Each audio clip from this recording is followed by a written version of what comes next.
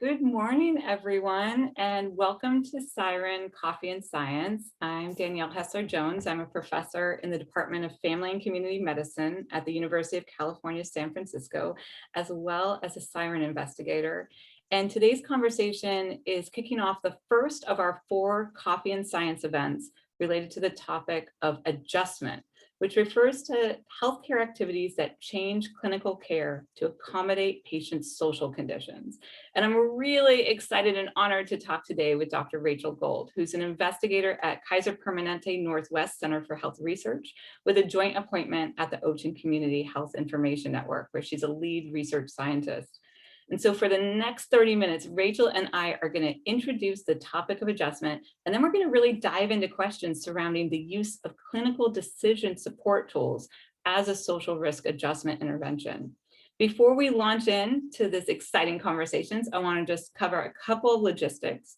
We really not only welcome, we encourage you to submit questions via the Zoom Q&A feature. We've also activated an upvote and comment features on the Q&A, invite you to interact with other participant questions. So please be active this next 30 minutes with us. Use that. We're going to be weaving in your questions in the second half. In past sessions, there's been some really great discussions occurring between the audience members. We know that you are experts as well, so let's keep that going today. And as a reminder, today's conversation is being recorded and will be released as a podcast in about a week. So with that general introduction, Rachel, it is so exciting to be here with you today. It really is.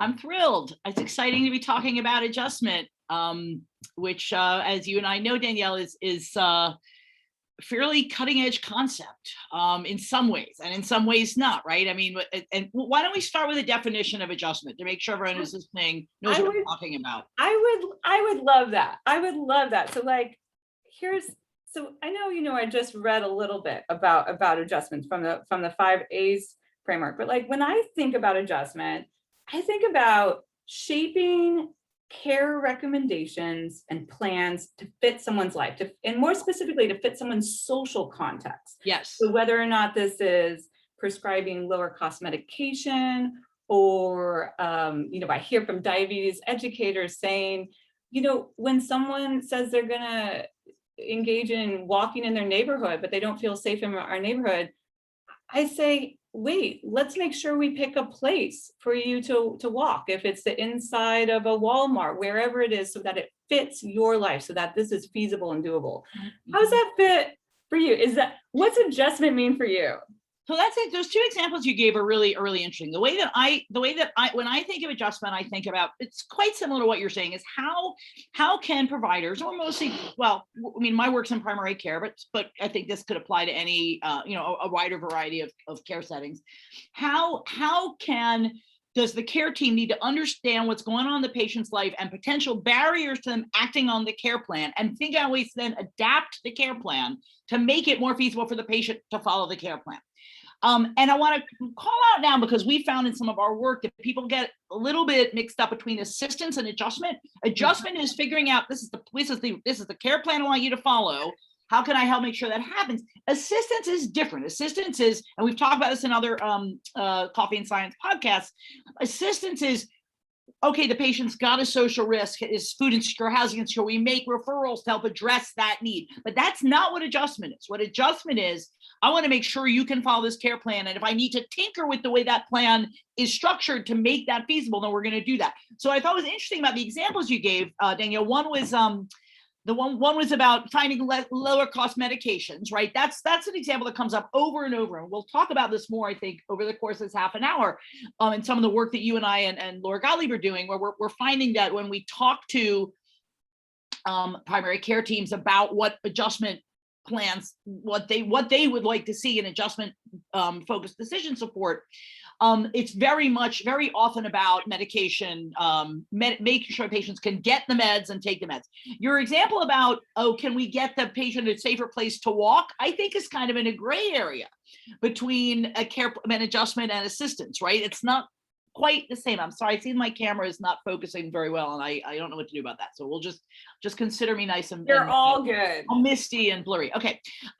So so that's what we're talking about. It really is how do we accommodate? And I thought of what I'd love to do later in the talk is maybe I've been thinking a lot about what does adjustment look like in not in, because we've been focusing on hypertension and diabetes in our work with the three of us do together, and I was sort of like, what would it look like in not related to that or more generally? And I mean, one example I came up with is someone's allergic to a certain medication. You don't give them that medication, you give them a different medication. It's not a perfect analogy, but it's not a terrible one. Another one might be if you've got patients who have some kind of sexual trauma that you, for example, women, you want to make sure they get a female provider or something like that.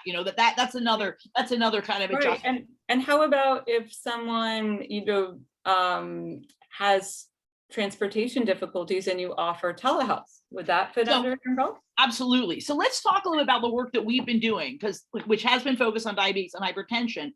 One of the things that I have found really interesting, I'll tell the folks a little bit that again, Danielle, Laura, and I are running a trial where I've gone through about a year-long stakeholder engagement process in community health centers to identify what are adjustment strategies that you use or that you'd like to have decision support to help you with. And I've been very interested to see how much it has focused on medication, as I said before, and transportation related barriers to care. And I'll talk a little bit, if folks, I think Danielle in a minute, about the very specifics of the decision support. But when we both went through some of the literature to see where there were adjustment strategies and care guidelines, which there are some, but they're often pretty vague. And then when we brought those to our stakeholders and sort of said, what are you thinking about? It was that was very much the focus. So, I mean, the one that for me is quite poignant, but came up all the time is if a patient is food or housing insecure, you got to really think about how their insulin's going to last. And does that something that they, if they're going to run out of food benefits by the end of the month, and you're going to need to think about adjusting their insulin dose to accommodate the fact that they may not be getting as much to eat then. And to me, that's a great example of an adjustment strategy. I want to, quickly, Danielle, I want to talk about just at a very high level, I'm sure most of the folks listening have this, understand this, but the just to be clear about how social risks create barriers to acting on care plan recommendations. Transportation insecurity, we all know, makes it hard to attend follow-up visits, initial visits, follow-up visits, and also to fill prescriptions, right? If that requires another trip, maybe you get a friend who can take you to the doctor that time, but then who's going to get you to the pharmacy to fill the script the next day, perhaps, or something along those lines. And for folks who have a broader swath of financial insecurity, housing, food, transportation just being one element of financial insecurity, it can make it hard to pay for co-pays on the meds. It can make it hard to make sure the appropriate follow-up care is happening. And it's hard to change your behaviors and eat healthier and exercise more. But it also can simply be hard to get the meds in your body and to make sure that that's happening. So that's what I've been very interested to see how much that's where that's focused. So given that those are the very broad strokes, the ways that social risks impede patients being able to act on care plans, I suppose it's not that surprising that when we work with our stakeholders that those are the kinds of adjustment strategies related to those kind of barriers. Absolutely. And if I just can interject, one of the things I know we've been thinking a lot about adjustment this last couple of years, and of course one of many things that you are such an expert in is in clinical decision supports. So I know that's where our focus is today. And so I'm wondering if you can say a little bit about, from your perspective, why clinical decision supports? Adjustment, on the face of it, these examples that we're naming, I think they really speak to a lot of people as home of good person-centered care. So where does clinical decision supports come in? And are they going to save the day? That's a great question. Well, one thing before I answer that, let me give one piece of context, which, because Laura talks about this a lot, which is a lot of our primary care providers do try to make adjustments, right? Mm-hmm. It's not right, and certainly, especially in community health centers, but it's not necessarily done in a systematic way. So stuff gets missed. We know from We also know from work of our colleague Saul Wiener that even if information about the patient's social risks are presented in the health record, which is increasingly common, if there's not some kind of suggestion attached about how to manage that, then that information sometimes is ignored. So, I mean, I think you and I and Laura are all very interested in how do we make this information, how do we present the information about the patient's social risks in the health records so that it can support action being taken, like adjustment strategies. So I think it'd be helpful now, Danielle, for me to talk about this first version of these decision support tools that we're working on in our study, just to give folks an example of kind of what this decision support might look like. I think it's been for me, it's been fascinating the way we've landed after this long process of thinking about it. So we basically, we say if a patient has a medical red flag, which we're defining as either given, because this is our focus, uncontrolled hypertension and diabetes and a high no-show rate in the last year, and those very much align with the red flags that our colleague Dr. Wiener talks about.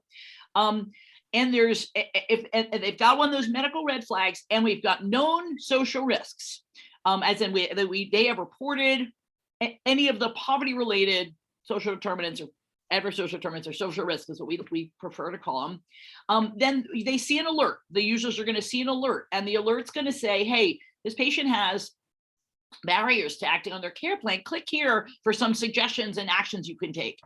And so, for example, I'm just going to go through this list. One is a prompt that says, hey, to talk to the patient about titrating their insulin. This is per that example I talked about before. One is, hey, notification, this medication you're prescribing is not available as a generic. So it's a flag, to say, because we know in community health centers, they certainly try to prescribe generics because they're cheaper, but maybe there's a flag if that somehow got missed. There's going to be a link to GoodRx. That's going to be provided to say, hey, you might want to just tell the patients about GoodRx if they are not aware it's the way to get cheaper meds. There will be a text shortcut that also acts as a prompt, which I'm pretty excited about. That's going to say basically, you can just put in a couple, like a dot phrase that helps you populate a text note or a note in your notes, text in your notes that says, hey, I talked to the patient about whether anything it's going on in their life might create a barrier to acting on the care plan, and then with a drop-down menu, and here's what we did to try and address it. So it's by sort of providing that text shortcut, we hope it's going to act as a prompt to have that conversation. And also we've added kind of quick shortcuts to add information, text to the after visit summary really quickly, including this is what the patient takes home with them. Ask your pharmacist if there are lower cost medication options. Ask your pharmacist if your meds can be mailed to you, right? So if you don't have to make that one more trip to the pharmacy. And then we understand that not every patient is in a situation where they can receive medications at their home through the mail. Like maybe they're worried someone will steal it or there's no one there, who knows? But if it is an option, that's a real nice way to get around transportation barriers. And consider using discount codes like GoodRx when buying your medications. That's a patient-facing suggestion. And we've also got some other components of these tools are again, a prompt to talk to the patient about whether they prefer medication home delivery. And then if so, it's like, hey, don't forget to pick a pharmacy that offers it. Another kind of bucket is around, as you sort of alluded to before, Danielle, telehealth visits. Hey, we need you to come back in 2 weeks, but maybe we could, if appropriate clinically, can you do that through telehealth? And again, that then assumes you then need to check with the patient that they have ability to take part in a telehealth visit. We know there are disparities around access to broadband. So that's the last one is a default to a 90-day prescription as another suggestion. So that's the kind, and the hope is, and we're going to study this, but the hope is that providing these kind of tools that make these care plan adjustments very easy, just a couple of clicks, that is how decision support will, save the world. Well, we all know there are barriers to decision support tools, period. Like there's way too much in the EHR all the time. Getting users familiar with new tools is a real challenge, a real implementation challenge. But I mean, what do you think, Danielle? What do you think are the, what do you think?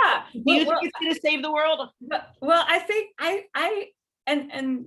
tell me if you agree with this. I think it's one piece of the puzzle. I think that we have seen in a lot of our work that that there are individuals out there in the clinical workforce who this is coming naturally.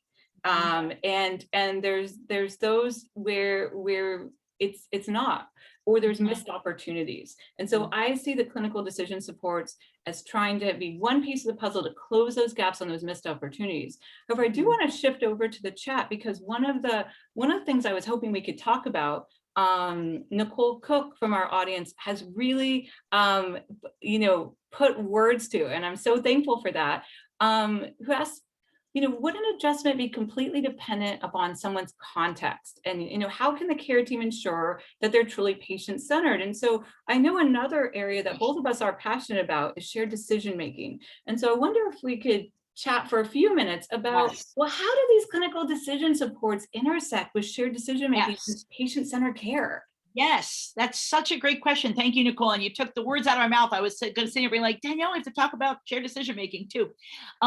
Well, ideally, if the provider is considering making adjustments, they would then say to the patient, hey, I'm thinking about making this. Would you like this to happen? Is this what you want? And I think it's such an important point. So I guess my short answer to that is I would hope that providers, when making adjustments, would say to the patient, is this going to make your life easier? And that's part of the reason I like that sort of nudge, that kind of prompt that's like, hey, my patient and I talked about potential barriers, and here's what we came up with together. But it's kind of touching on shared decision making. But I guess the other part of that answer to that is I think it's essential. I hope folks do it, and I also think they really ought to do it. Like, if you're going to be tinkering around with the patient's care plan, that needs to be a decision that gets made together. I think it's something in the tools that we're going to test out, that as we're about to pilot them, that we are really going to focus on. Do the tools support that effectively, or should we refine them to do it more so? The other point I want to make here, and then I'd like to get back to the chat, it says this is quite relevant, is I want to be clear that we all need to be very mindful about the potential for adjustments to actually exacerbate health disparities. Now, the idea is that the patient gets the same quality of care, and that this, in fact, addresses health disparities by making sure they can act on the care plan. But it is worth paying attention to the potential that some people are getting their care plan tinkered with and some are not. And is that a potential for further disparities? I don't want to dwell on that too much today, but I just want to call out that, like, we can't be too blasé about that. Absolutely. And I'm glad you touched on that, because I know, in the SIREN Coffee and Science series, that we do have an upcoming session with other speakers later this summer that's dedicated to unintended consequences in adjustment. And so for everyone, I really encourage tuning in there. So let's focus today's discussion more on this content, decision support, how it works, what it should entail. One thing I would love to ask Danielle, if we can, both of you and of the folks listening, is what are we missing? I mean, I just listed out for you a bunch of potential adjustments. Again, these are mostly focused on diabetes and hypertension, but I'm really curious to hear what other folks think might be reasonable adjustments to make. Absolutely. I'm gonna encourage everyone to respond to Rachel in the Q&A. I'll start to chime in with, one thing. This answers your question and also throws out another question. I'm going to admit it adds more questions here.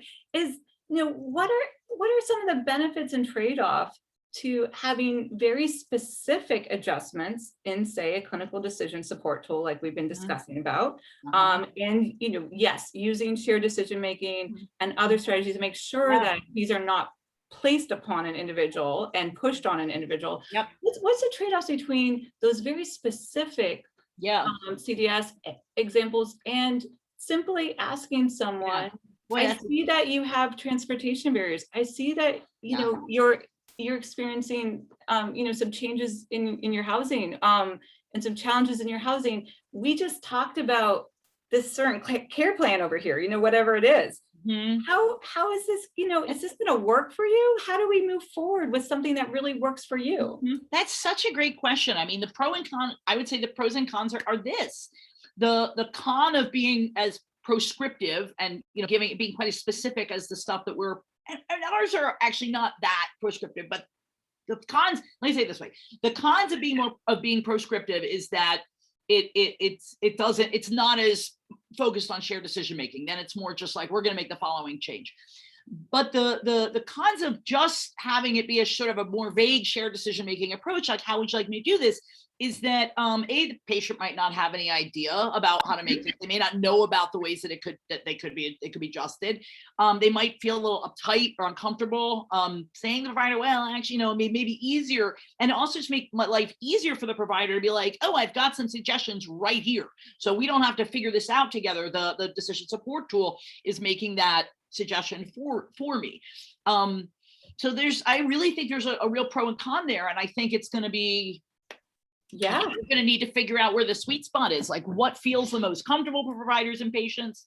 But I mean, you want to you think about a 15-minute visit in these primary care CHCs with these complex patients who have both medical and social needs, and it's so much to think about. And the idea is that giving the provider a hand, hey, try this might help, will make their life easier and is doable within that short visit. So there's a trade-off there, I think. Yeah. Or a balance to be struck is maybe a better way to put it. We have a couple of other really interesting comments from I really agree with you. We have a couple other interesting comments here from our audience. One is from Laurel Mossor. What are some possible adjustments around distrust in the medical system causing non-engagement? So that's a really interesting area for us to explore. Well, yeah, that is interesting. I mean, I guess the example I gave early in the discussion of if you've got someone who's a survivor of sexual trauma, that you might want to make sure that they're with a gender appropriate provider, right? Someone who's going to be more comfortable for them. We know that, there are I guess I would call it an adjustment to just, to make sure that you've got an interpreter, this makes the same the provider and patient have their same language. We know that helps. That's a lot of evidence behind that. Or making sure that the provider is culturally competent. I mean, I don't love that term, but that, making sure that there's a fit there. But that's interesting. I don't know that I think about those. I guess those are adjustments. I guess they are, because if the patient's more likely to come back for the visit because they feel more comfortable with the provider, then I would call that an adjustment, I guess. It's not quite spot on the bucket, but yeah. Was there more to that question, Danielle? I want to make sure we're really talking it through. I think, well, there is certainly more. I feel like that could be just a really interesting discussion in itself, but I think we covered that. We have a couple other questions. One is, interested in how this can be systematically integrated. So, so Nicole Cook, poses the responsibility is somehow shared among the patient and members of the team, but also the pharmacists, nurses, social workers, behavioral health clinicians. And I know that's also a topic we are, really much care about expanding into. Absolutely. Boy, Nicole, that's a great question. I mean, so how do we systematize it? That's basically, that's where I think shared decision, the decision support tools can be really useful. I think what we've been working on in our study is fairly provider and pharmacist facing tools. I think we could, and you can only do so much within the course of one study. It'd be really interesting to expand that to, well, what does the behavioral health person need to see? What does the social worker need to see? What does the front desk person need to see to accommodate the patient better? I think that's a whole nother study that we could and should do. I think it makes sense to start with you got to start with something. And so we're starting with, the prescribing provider. And we have a couple other comments, that are really related. Like, is the PCP the right person to start with, or the right person to implement this? And others might have had more background and or time in their appointment to engage in some of these conversations. And so I do think you're right with the work, that we're doing that you've so nicely described. It's a starting place. It's not the ending place.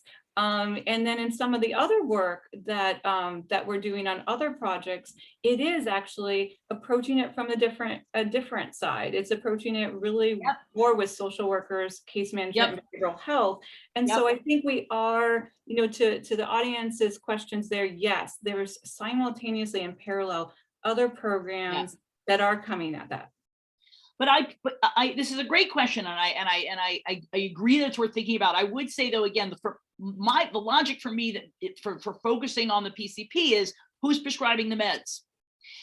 So if it makes sense to prescribe a lower cost med or a med that comes in a blister pack or a single, so way to, you know, making sure that meds can only need to be taken once a day, or thinking about the insulin titrating, that's and that's because of where we've seen the interest in these adjustment strategies, which is on getting the meds in the body. That to me makes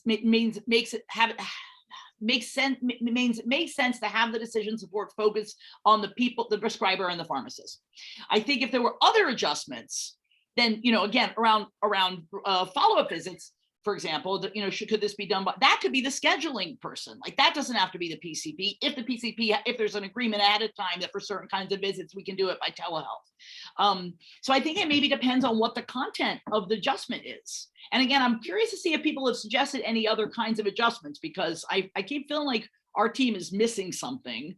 Well, there's a couple in the chat. We've got a couple of other, you know, ideas for adjustments. So one is adjustments to care plans for chronic kidney disease, since it requires vast dietary shifts, a high demand of patients. Yep.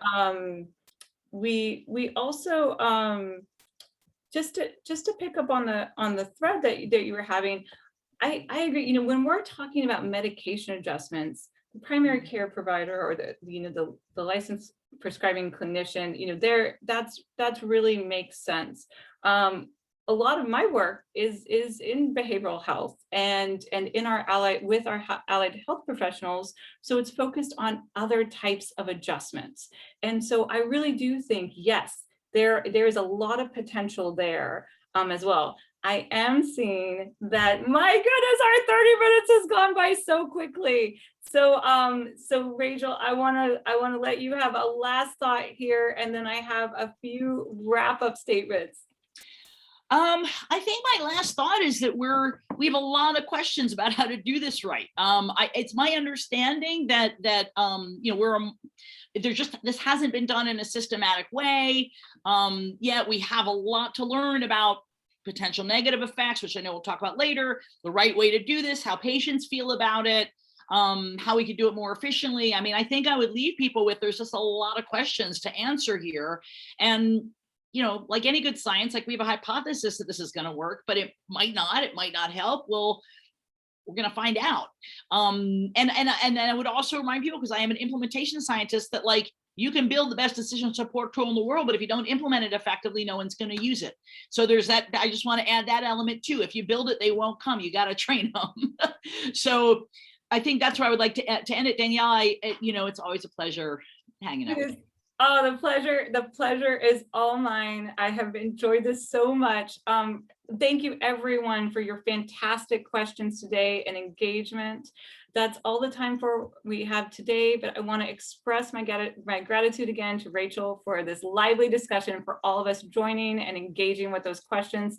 Please stay tuned for our next session on July 30th, where Dr. Julia Adler-Milstein and Dr. Tiffany Vainot will explore opportunities for social informatics to inform social care adjustment strategies, continuing on with this adjustment series and thinking about how all these different pieces of puzzle can contribute to adjustment strategies. Thank you, everyone. Thanks, Danielle.